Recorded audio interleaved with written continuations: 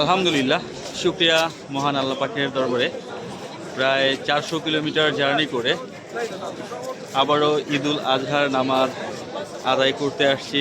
এবং আলহামদুলিল্লাহ আমি এবং আমার এই বন্ধুটি আমরা একই সাথে ঈদের সালাত আদায় করলাম। আলহামদুলিল্লাহ অনেক ভালো লাগলো। তো তাজুল ভাই, আপনার কেমন লাগছে? আলহামদুলিল্লাহ অনেক ভালো লাগছে ভাই। আমি তো অনেক দূরের থেকে আসছি, তো হ্যাঁ আপনার মতন এত দূর হ্যাঁ থেকে না। হ্যাঁ হ্যাঁ, উনিও অনেক দূর থেকে, উনিও প্রায় 250 কিলোমিটার জার্নি করে আসছে, আমি প্রায় 400 কিলোমিটার জার্নি করে আসছি।